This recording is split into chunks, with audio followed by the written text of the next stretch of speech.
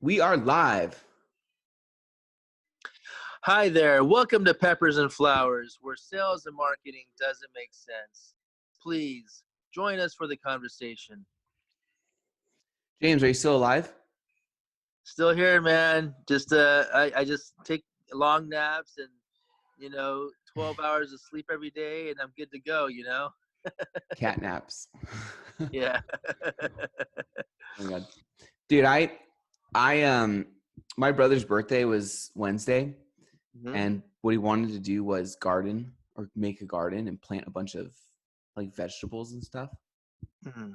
And so I took the day, we basically just took the day off and I just gardened all day. And my God, like I'm like chronically injured. I have like a blister on my hand. And I gotta tell you, it's difficult to do things.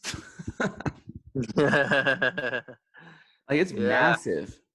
But anyways, it was fun. It was kind of cool. Like since you're stuck at home anyways, you start finding yourself becoming more creative on Mhm. things to do that maybe you didn't think Mhm. about so much before. Because an easy way to do something is get in your car and drive somewhere. But since it's kind of not highly recommended you go places or everything's closed anyways, I don't think I'm the only one doing this, but I find myself being more creative about things at times. And that might mean like you have a bunch of crap in your garage and then you go through it and find stuff. Oh my gosh, like we could use this. Or if you have kids, you probably get more um, intuitive about the resources you already have at home. I don't know, but I got to tell you, I feel like I'm buying more stuff for my kids. That's great. I guess so. Uh, I don't know. It's just I think people are getting more creative in things. Mhm. Yeah.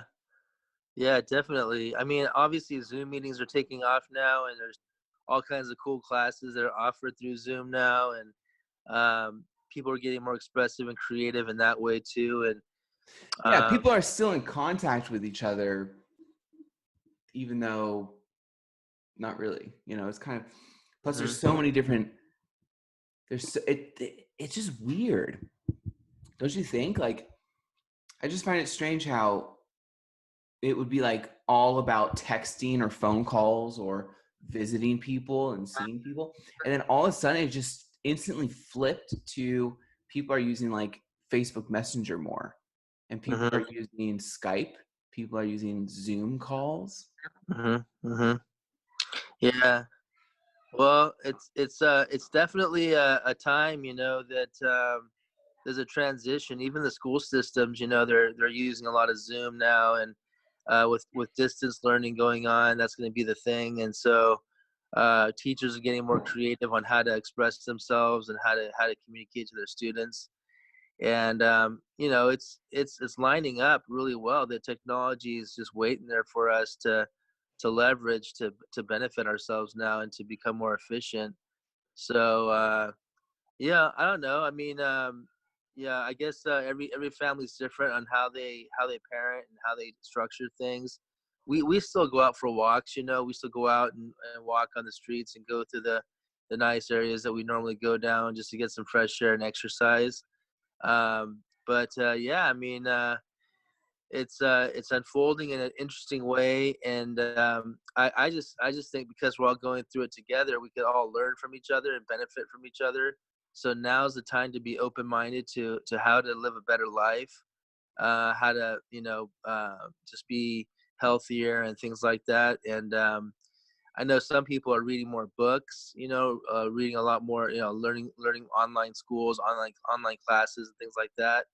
And I think that's commendable. I think that's cool that we're spending time to really invest in ourselves. And so what a good thing that is.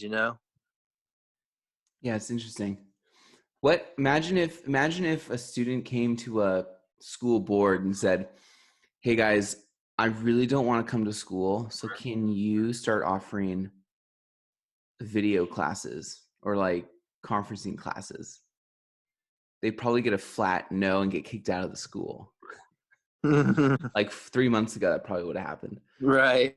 But this like thing had to happen.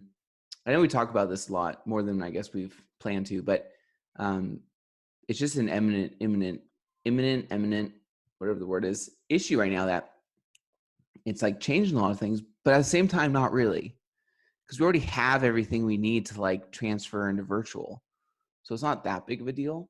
Like our leisure tools of connecting with people have now turned into like tools of networking and stuff, which already kind of, or in business and schools and more more of that criteria, but it's been like that kind of anyways. But it took something like this for schools and organizations to then go, okay, we just need to make it or break it and make the transition happen. Like this has to work. So they're doing it. Plus, Yeah. plus, even if they didn't, it's not like your kids are going to be dumb at the end of 6 months, not going to school, you know? Right. Yeah, I mean, it's kind of the march goes on, and people have to continue. They're still having the graduation ceremonies, the promotion events. It's just online now, and they're still trying to meet with their friends online and things like that. So, I mean, the thing is, I mean, we can't stop. We just learn it in a different way. And I think too, for us, who are in business right now, working professionals, or this is a very interesting time for us as well too. Like, how do you still interact with customers? You can't really meet them and shake their hands anymore. How do you navigate the climate to sign up new customers, prospect? Um, Probably a lot more Zoom meetings or internet calls than anything else. And how do we even this economy, for people that are losing jobs or getting pay cuts and things like that, how do they find extra work? I noticed that job sites like Indeed.com are starting to take off now and doing a lot better. And people are putting out resumes and things like that. So what is really going on? And I've heard, the best thing to do is to really have an open mind to learning, because you might not be able to do a certain job, but then they might require you to learn how to do some skills. And hey, as long as you're open minded to learning, you could transfer careers and do something you never thought you could do. And it's just a time to learn and grow and change.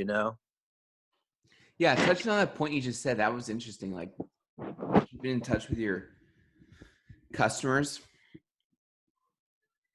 And if you think about it, it's kind of an absolute thing because nothing changes. Like if you keep in touch using emails or some sort of online thing, or if most of your business is online, it doesn't really matter because you're just doing the same thing. And probably more people will read your emails and social media updates, whatever you're doing, because they're home more now, or they're kind of bored, or they're on their phones a lot, or they're logging into social media more frequently. So there's probably a higher open rate, I'd assume.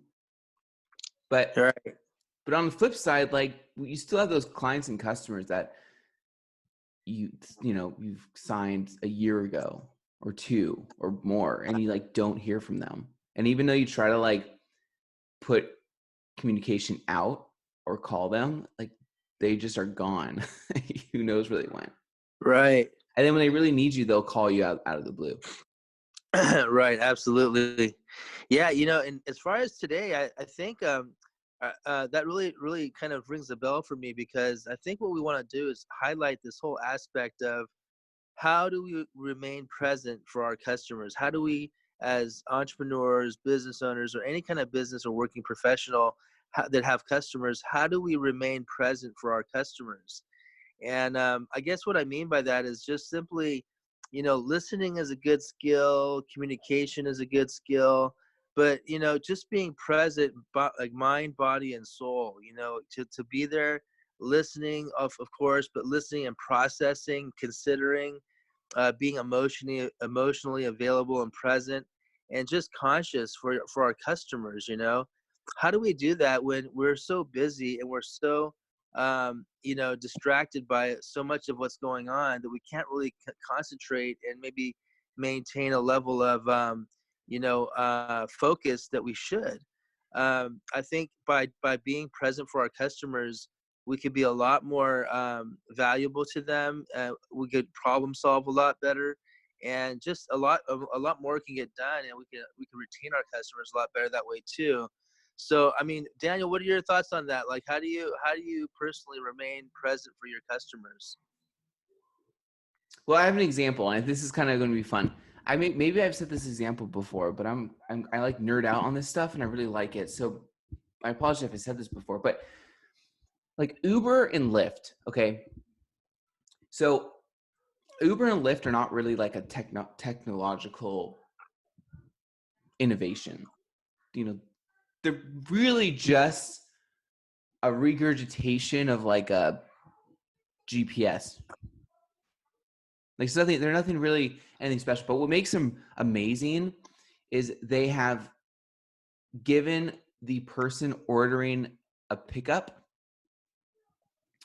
to know the time of arrival and see it on their phone. So if they're home before they go out at night to visit friends or whatever it is, and they're watching like The Walking Dead, and they order an Uber and they look on their phone and says they'll be here in 10 minutes. And like, oh, perfect. I can like watch 10 more minutes of my episode.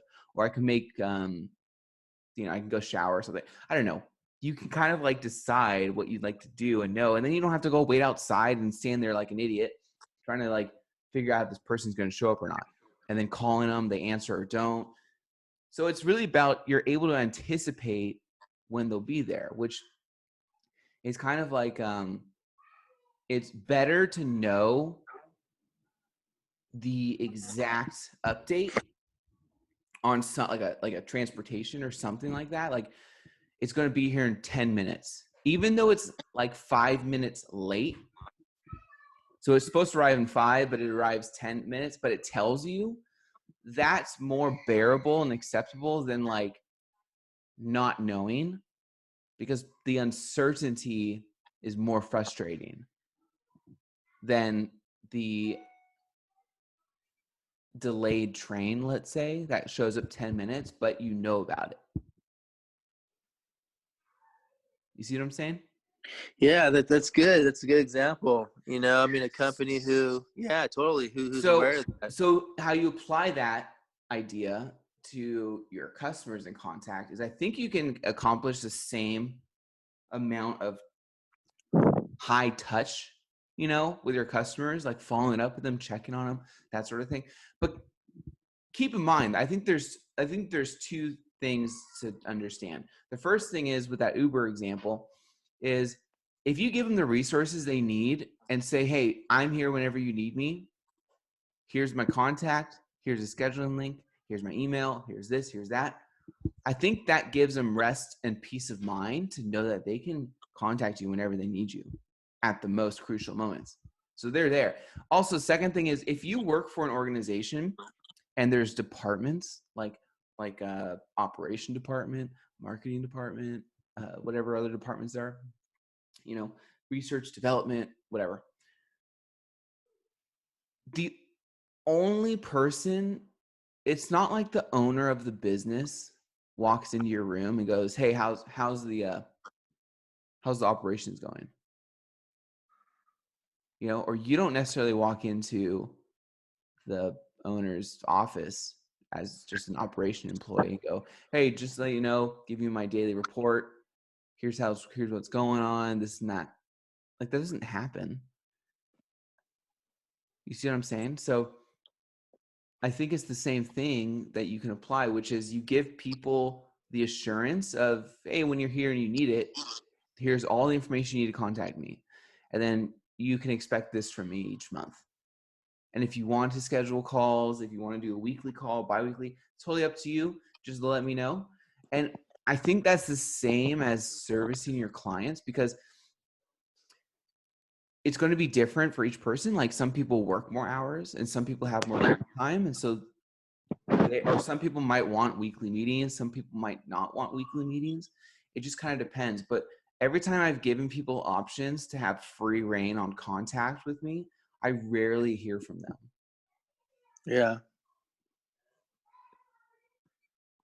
But I think it's because it's also like they're assured that they can contact whenever they want. Mm-hmm. Mm-hmm. So I think in a sense you could, that's just my opinion, I feel, because I've seen that work with what I'm doing. But I also think the opposite would be like force kind of initiating your check-ins, initiating your contact. And I think that offers a lot of value too. But I think the assurance thing offers just amount of people's clarity and satisfaction. Yeah.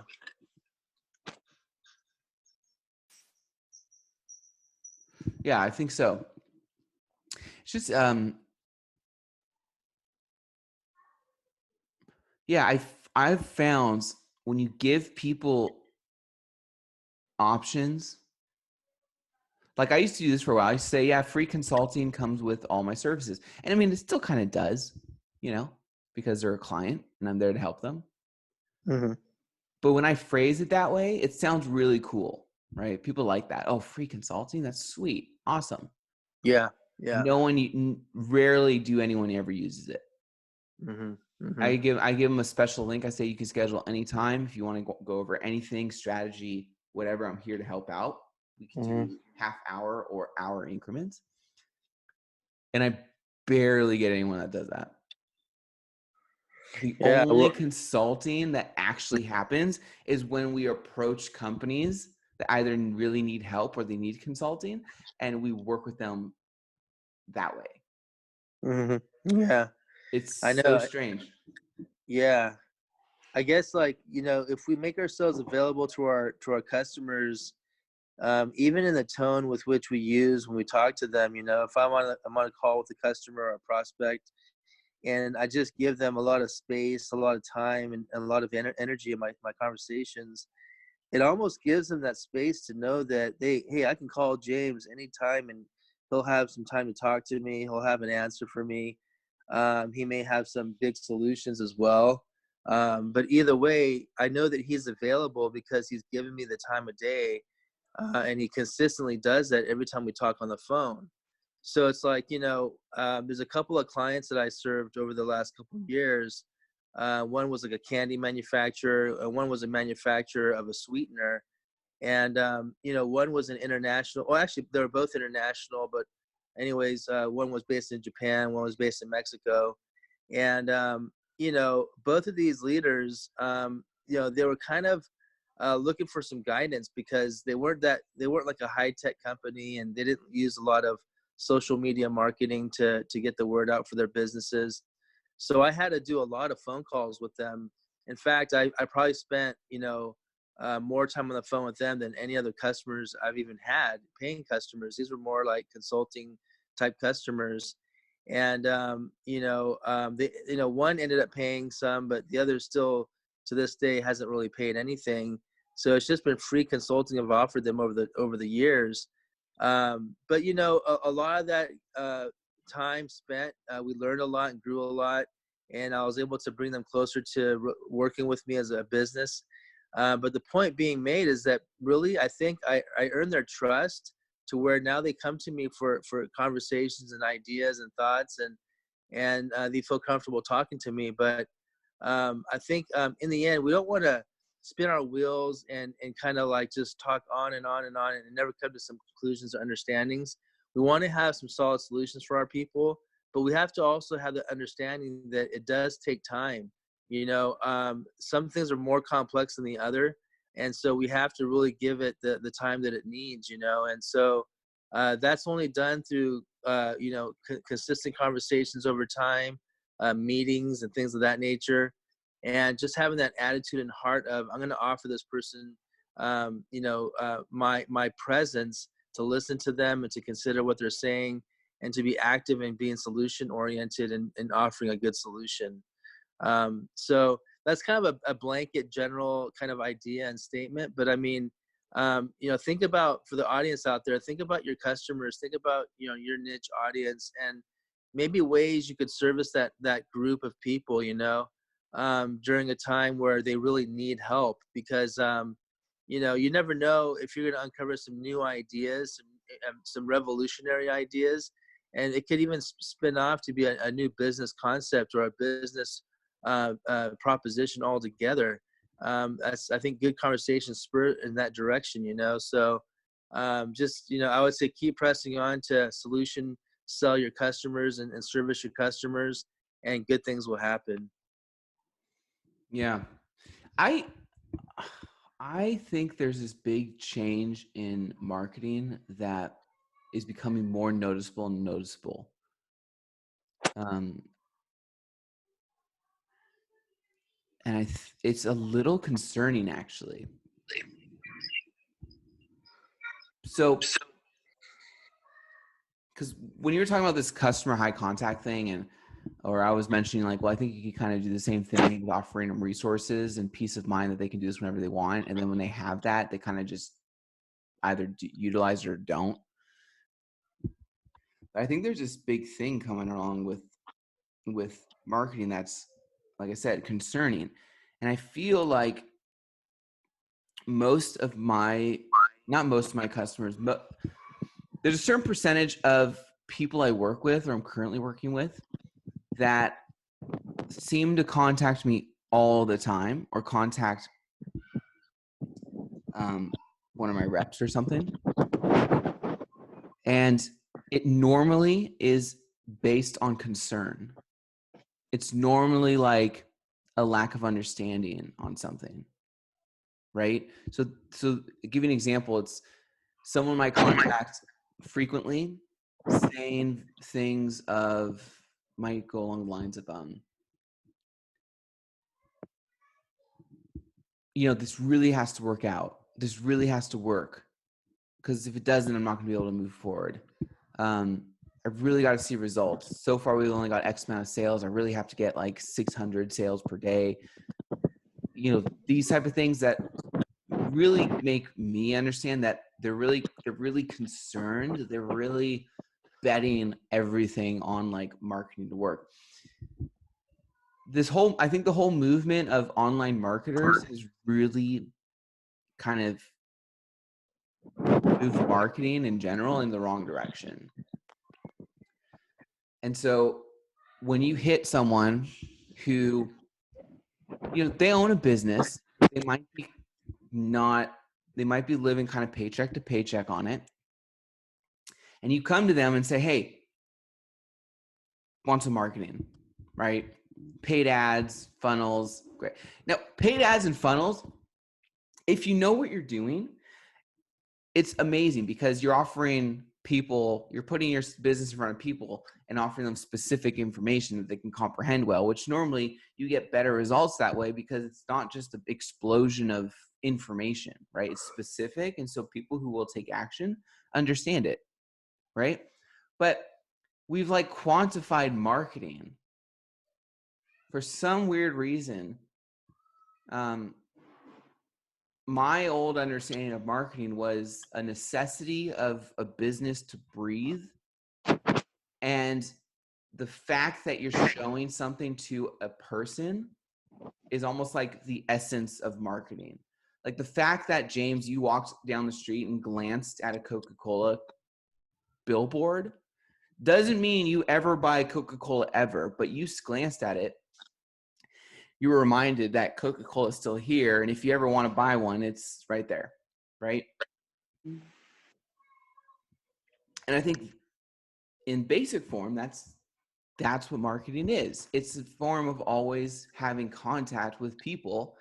And it has nothing to necessarily do about, because again, they can't measure that. Coca-Cola that puts a billboard up, they can't measure any of that because it's just people literally looking at it. You can't log that information.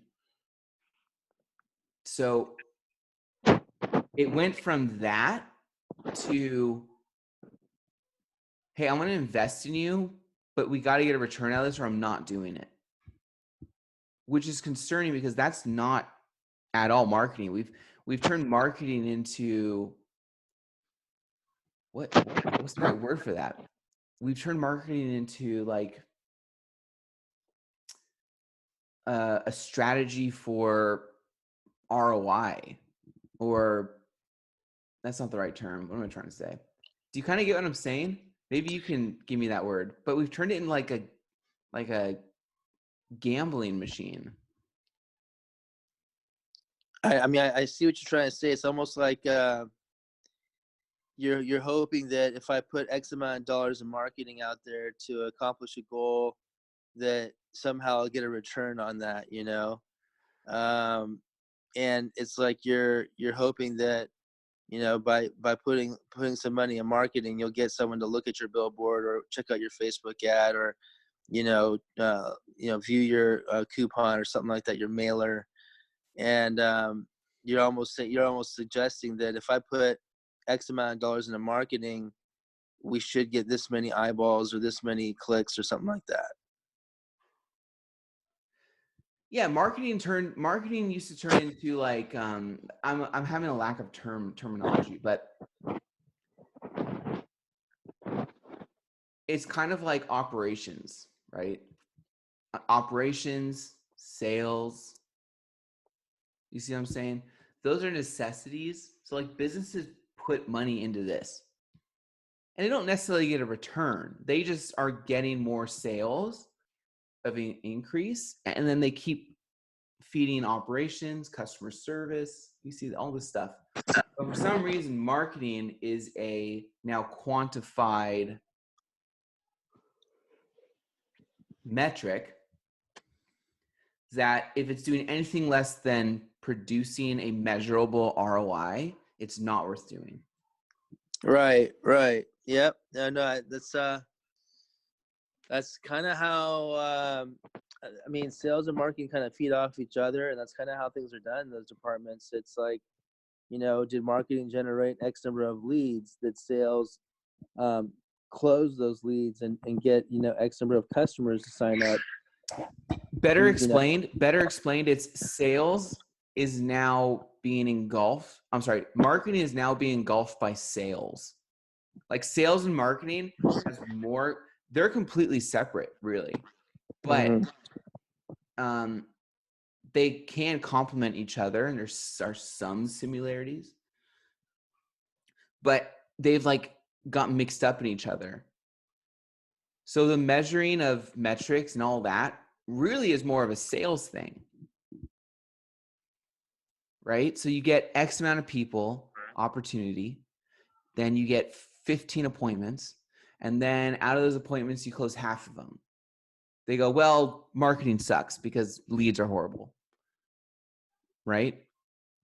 That's a typical statement, but it's not looked at like the last thing you're going to do is say our sales are horrible, right? It's like asking someone for their credit. It's always 100 points higher than it really is. So when you ask someone like, well, how are your sales? They're always going to say, I'm amazing at sales. You see? And I think marketing gets a bad rap, and they've had to quantify it because no one really understands it, I think. And when I say no one, I'm basically pointing out to a lot of online marketers who just know how to run Facebook ads or copy what everyone else is doing, right? But there's no actual deeper understanding of like humans' relationship to marketing. It's just all quantified. It's all about results. I mean, you know, of course there's got to be some sort of results to it, right?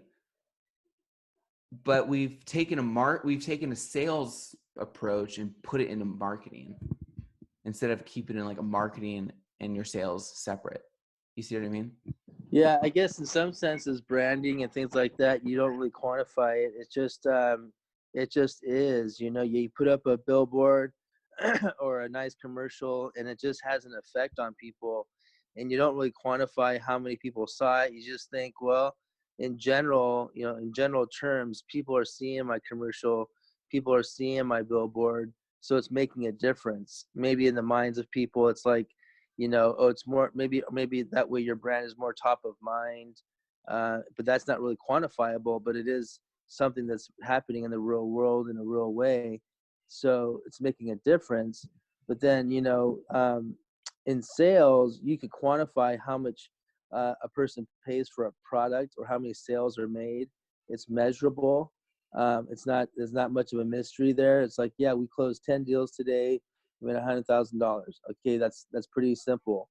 Um, there might be some other aspects of sales that are unquantifiable, like what's the value or what's the true value of a customer, especially maybe a customer that's a very desired brand to work with.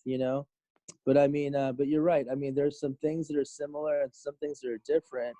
But a lot of people have put sales and marketing into one boat when they should be in two separate categories. Because you know, I've been in marketing departments where, I was the main lead generator for a company.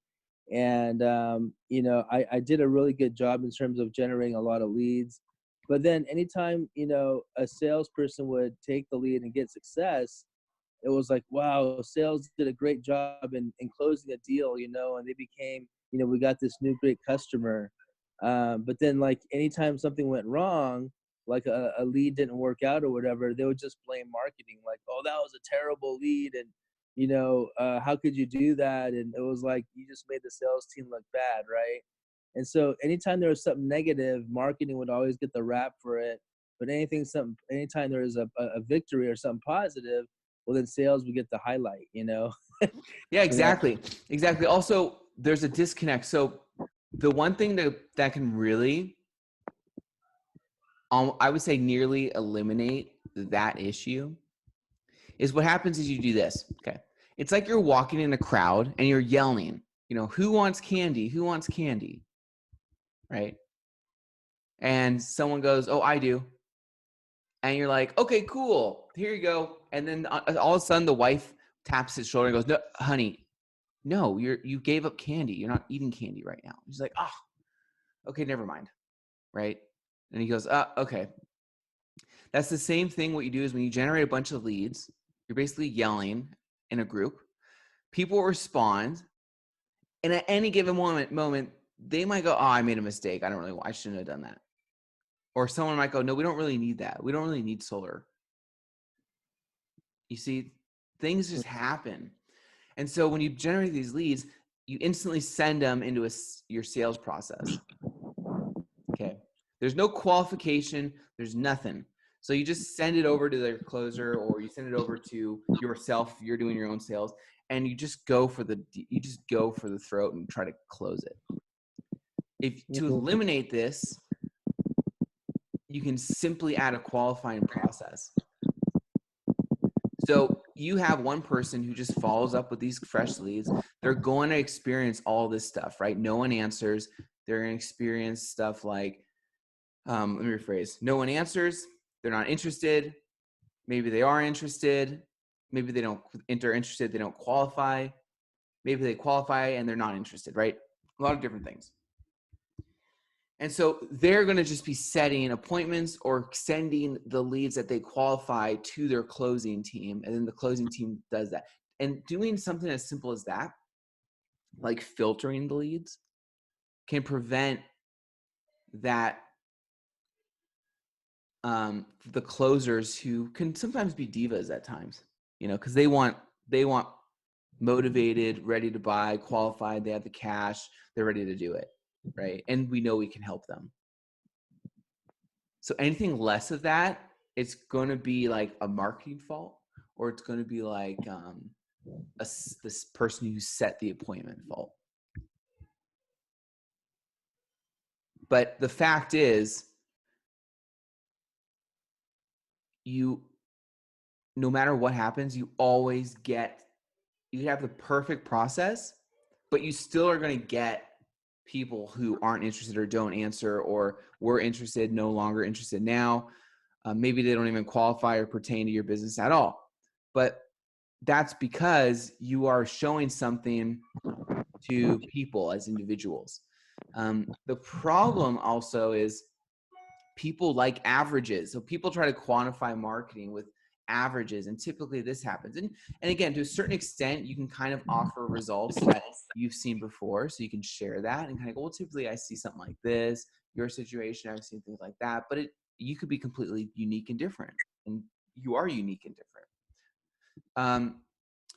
But when it comes to, oh, dang it, I forgot my train of thought. Help me out. What was I saying? So as far as like when it comes to marketing, or when it comes to the two departments being different. Oh, right. Yeah, like no matter what you do, you're still going to hit people who qualify as a bad lead. And that's what it was. Sorry about that. The average. So people take an average of everyone and go, well, typically people do this. And you don't realize that the ads that the people are seeing are individuals.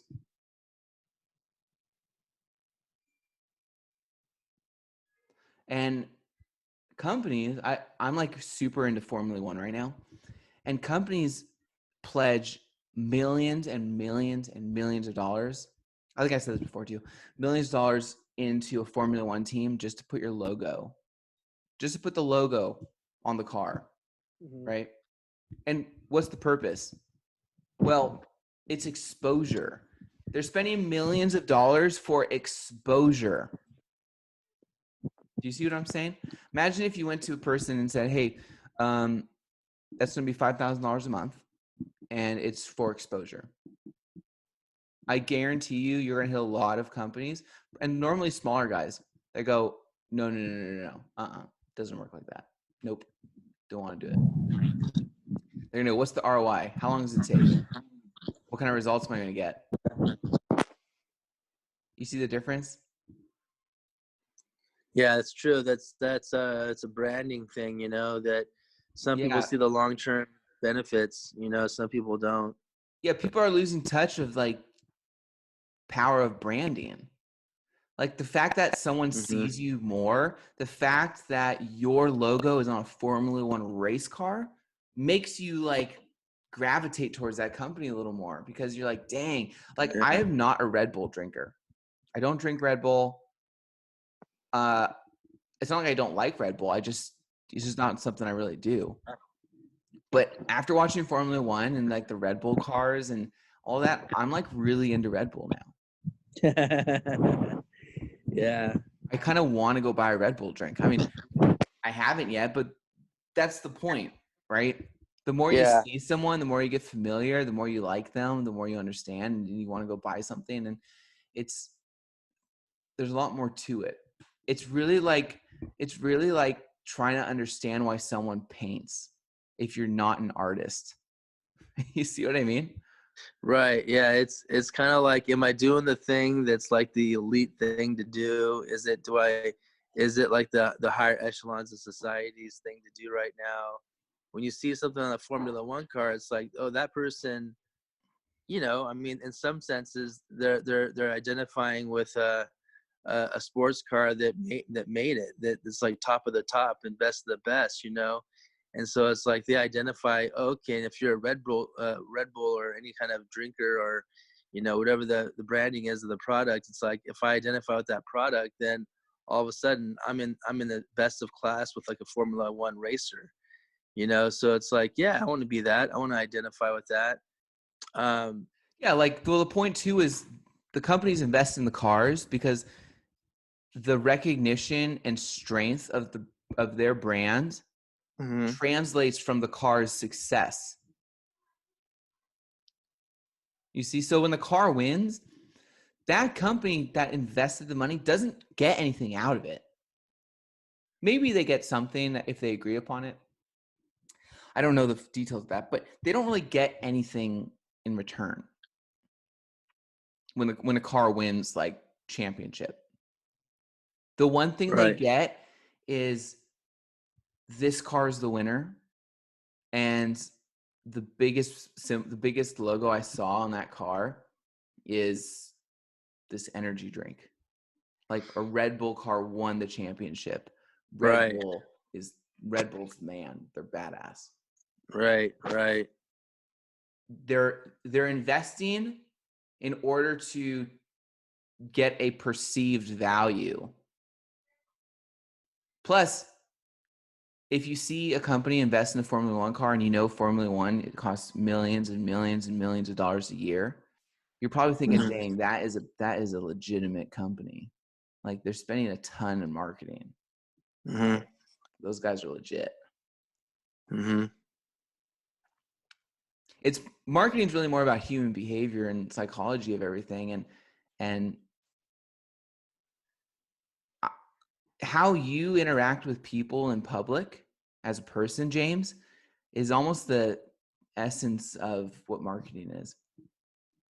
It's the same kind of thing of knowing, like, if you're talking to someone who might seem to be a little edgy, you sense that and you go, okay, I should probably be a little more calm.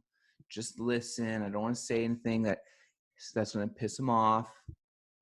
Okay. Or you talk to someone who's really bubbly. And you're like, okay, maybe I'll lift my voice up more. I'll be a little more exuberant. They have a sense of humor. Maybe I'll crack some jokes. You like morph to each person. Mm-hmm. And at the end of it, they're going to have an opinion on you. And they're going to go, oh, James is a really cool guy. Or, no, James is kind of weird. I don't know. Right? That's marketing right there. Well, it's the power of influence in some ways. It's like if somebody's quirky and a little bit off, he might make everybody else around him the same way. It's like every time George walks in the room, I get a lot more humorous and crack more jokes because he's like a really funny, offbeat guy. So he's influencing his environment. Whether he knows it or whether he's trying to do it or not, it's the net effect of it all. And so it's like, when we as marketers go out there and toot our horn, it's like, we're tooting the horn in a certain way and people are reacting a certain way based off of the piece that's being seen, whether it's a commercial or a musical piece or whatever it is, and people respond in kind. And I think that's very powerful because what happens, that's why influence is so important in business and in life, because we get the unique chance to shape our environment every day of our lives.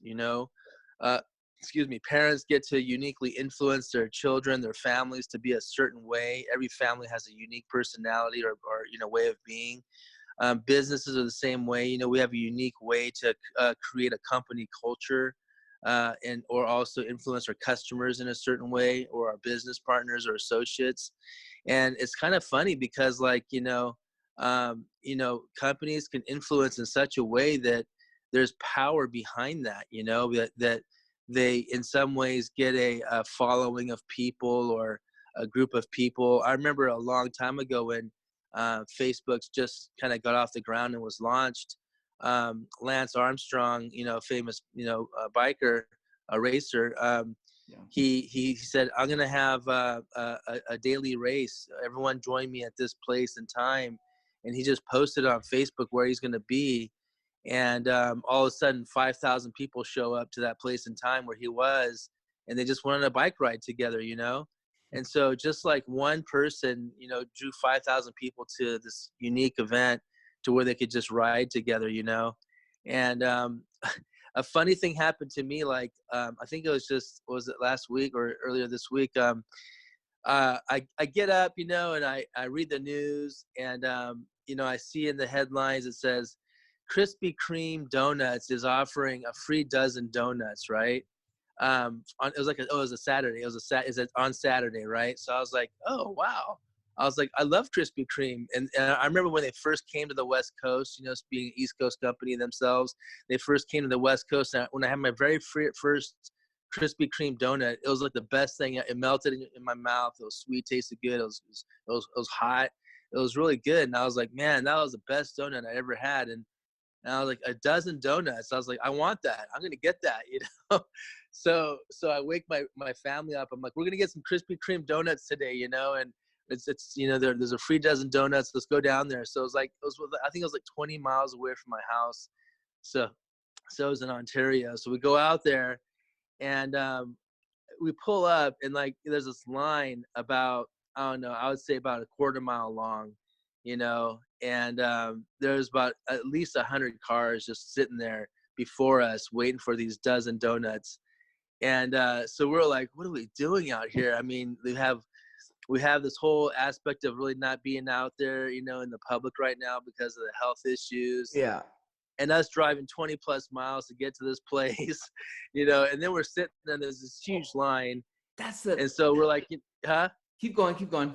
And it was just like, you know what? Let's just do it. Let's just stick with the plan. Let's get the donuts and then go home, right? So we did. We sat there in this long line in the car. You know, it was drive through right only because of our situation we're in. So it was drive through only, and we just waited our turn. We just inched along the way. Finally Yeah. made it up there. You know what I mean? And it was all because of my experience with Krispy Kreme and my just understanding of the brand. They have a really really good donuts, right? So it's like Yeah.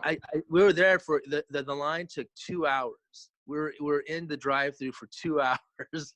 Yeah, that exactly. It's not so much like Krispy Kreme has the most amazing donuts on earth, right? Right.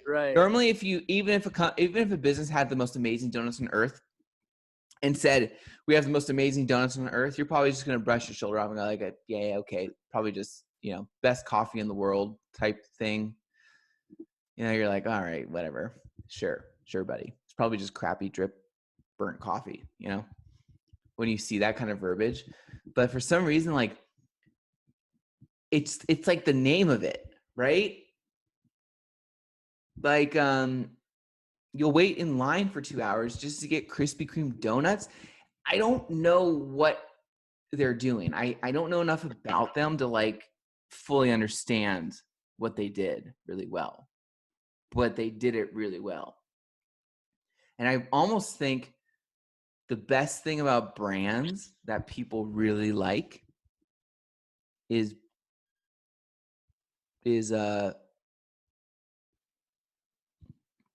broadcasting it to their close knit group of people in their life or friends. I think that's almost kind of the point of why people will wait in line for 2 hours of Krispy Kreme. So there's a couple points to that, right? So they'll get a brand name that they feel like a lot of people are buying that's really popular because there's less of a risk that it's going to be crappy, even though the off brand is still just as good. Like they'll buy a Panasonic TV because they're saying, well, there's less of a risk that a Panasonic TV versus this new company that came out is going to be crappy. So I might as well just do that. But there's also a certain satisfaction where when you buy an iPhone, you don't really care about the price tag. You just want to be a person that holds an iPhone because everyone else holds an iPhone. Absolutely. Yeah, there's power in that. Yeah. Oh, and here's another fun, weird thing to think about too. And I think it's more of a cohort type thing, really. But before, when things came out, probably like your parents' time or our grandparents' time, when a new thing came out, like a washing machine or something, I heard another guy talking about this. This big innovation, right? And before they commercialized it, only like the richest of us could like pre-buy these things, right? Refrigerators, washing machines, just kind of like the home appliances that are big innovations that you still use today. And then when it commercialized, people started buying more of it. But there was a segregation of only the rich could really buy these things. But now you could buy the best phone in the world, and it doesn't matter if you're richest of us or the poorest. They still have an iPhone. There's no like separation anymore in that terms. Now there's separation like because you can still buy a watch, but there's separation if you want to buy diamonds on your watch and get a Rolex. You see, but that's a decision. That's not like we just invented a watch and it's $40,000, Right. Yep. So everyone's able to get an iPhone. So majority of people want to jump on that train too, and they want an iPhone as well. Even if it's not the best phone out there. So it's the same thing with Krispy Kremes. It's like they see everyone ranting about Krispy Kremes, and there's more to it. Which I don't know exactly what they're doing, but one big part of it is everyone's talking about Krispy Kremes. Yeah, I know. It's kind of a thing, you know. I mean, and Starbucks had that same appeal when Starbucks first started to launch out there. Everyone carrying that nice white cup with the Starbucks logo on there, and it was like, oh, I want one of those. You know, it's like, you know, it was just a simple cup of coffee, yet it drew so much attention. You know, and Yeah, yeah. yeah. Well, some funny thing about Starbucks too is Starbucks did something that Red Bull did. Like, Red Bull is the biggest competitor to Coca-Cola, I think, right now. And again, they're so successful, they fully fund two Formula One teams. Energy drink, right? They're so successful. And it's the complete opposite of Coke. Like, it's a crappy tasting drink. It's small, comes in a small can, and it's expensive. And Coke's the complete opposite of that. And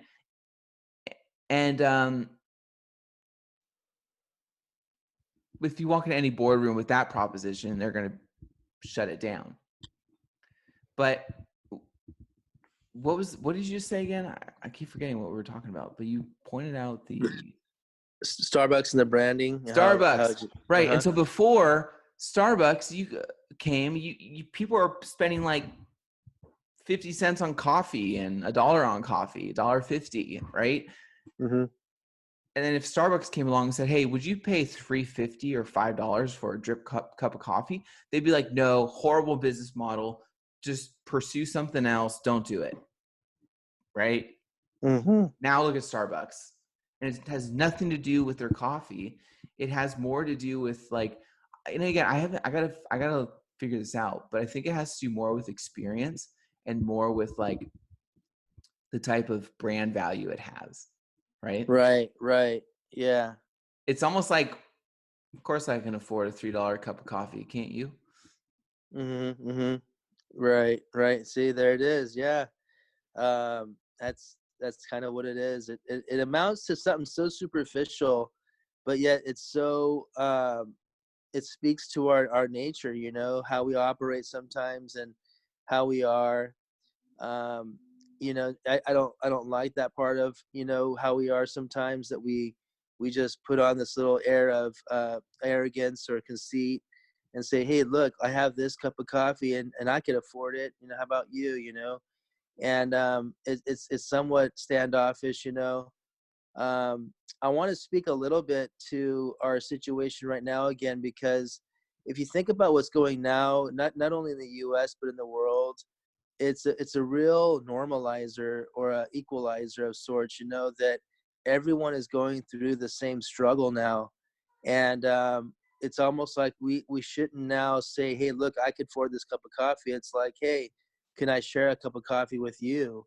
You know, it's now the dialogue is, how can I help you? Because we're all about helping each other and sharing and taking care of one another now, whether it's our neighbor or a classmate or someone else, you know.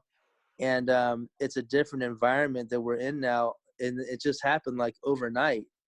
So you know, it's something to take note of, and something to wake up and and smell the coffee, right? Wake up and smell the coffee and go, yeah, you know, how have I been the last 10, 20, 30, 40, 50 years of my life? And then how ought I to be for the next 10, 20, 30, 40, 50 years of my life? You know, what's the real, you know, what's the noble way to live as a human being, and what's like not the noble way to live, you know?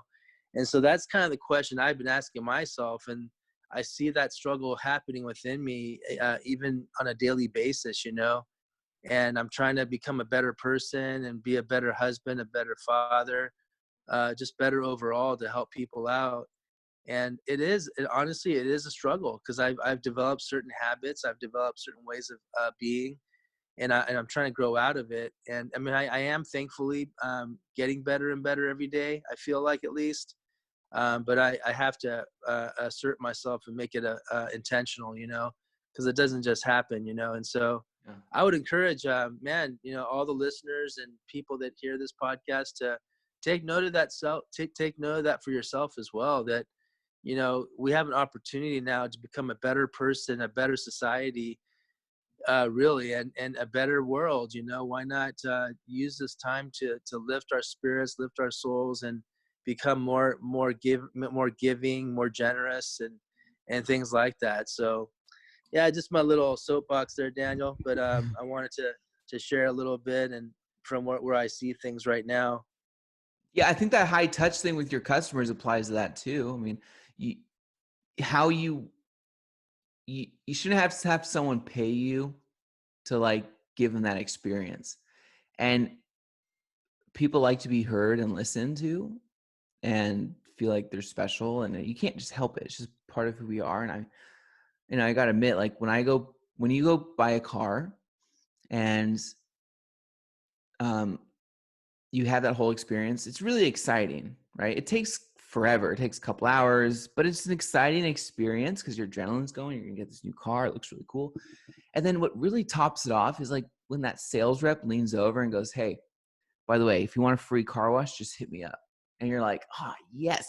Even though they give out free car washes anyways, the fact that he just said that, especially to you, really Mm, meant a lot. It was really made it special. And mm, doing that with your family, and like maybe you might be really a good listener with your clients. You might be really attentive and thoughtful and send emails and happy birthdays or whatever. And you might struggle to do that with people in your family or your husband or wife or whatever, right? hmm So it's also something I think is worth applying to your life, kind of like what you just mentioned. Yeah, yeah, totally. I agree. Learning how to make that your habit with treating people Hmm well will be much easier knowing how to do that with your clients because they're people too. Right, right, absolutely. Yeah, just like we listen to our wives, our husbands, our children. Let's listen to our clients. Let's not just listen, but actively participate in speaking into their situations, speaking solutions over their questions and problems. And being present there for the long term. Like, don't drop off. Don't go for the hour phone call, not the 5 minute phone call. And give them more time than you normally do. I mean, right now it's kind of funny. We have the commodity we do have right now is time, and so let's give people the time of day now and really talk to them. Be there for them, and even to some extent, if we could come up with some ideas proactively for them that would help them out. Let's brainstorm and let's put some concepts together and then call them back and say, hey, Mr. Customer, I thought about your situation and here's what I really think we should do. That could probably land a few more deals, give you a few more clients, expand your customer base and grow deeper with the current customers that you do have. It's a time to solution sell and to solution market right now. And so yeah, I don't know, Daniel. I think that's where I'm at right now, and time's a commodity. We all have it right now, so let's leverage time to benefit one another, and not try to avoid people or avoid our customers or family members. Let's invest our times. I don't know about you, Daniel, but sometimes I struggle with being on my device more than I should, and I pull away from my family, and I'm just like checking my texts. But I want to stop doing that also and give my family the time of day more often as well too. So Yeah, man. Last comment I gotta give is I was on my phone a lot. Same thing, just what everyone does. More people do this than you think, right? Like you're on your phone a lot. You're checking texts, checking emails. You're concerned if like clients are going to message you, and you have to respond right away. It's okay to like I'm telling you, put your phone on do not disturb. I do that from like 5 p.m. to 9 a.m. It's amazing. And I got to tell you, I find myself more involved just by not being on my phone because I'm not distracted. I'm not like anxious about anything. And it's great. And guess what? If your clients have something urgent, I mean, they'll either call you or they'll shoot you an email. They'll contact you and you can check it. And if it's not anything urgent, like it can wait till tomorrow morning. It's totally fine. You know? Nice. Nice. Yeah, it's amazing. I recommend you do that. It helps so much. You're gonna find yourself like more involved and aware of things. You're gonna be like, oh my God, I was not aware of anything when I was on my phone. Seriously, you're gonna see a massive difference. Yeah, right on, man. That's good. Good advice. Sound advice for the audience as well. So, anything else for you, Daniel, today, or? No, that was it. That's all my stuff. All right, man. Well, let's be available for people in our lives. Let's be available even for ourselves. I forgot to mention that person. You know, what about the self? What about taking care of yourself? Reading a book, investing in yourself, taking a class, drawing, painting, writing, singing a song, or going for a walk, exercising. All these are good things for the self. Let's not neglect ourselves either. Well, friends, now that's a wrap. Thank you for joining us today at Peppers at Flowers. We look forward to joining you again next Saturday. Daniel and James signing off.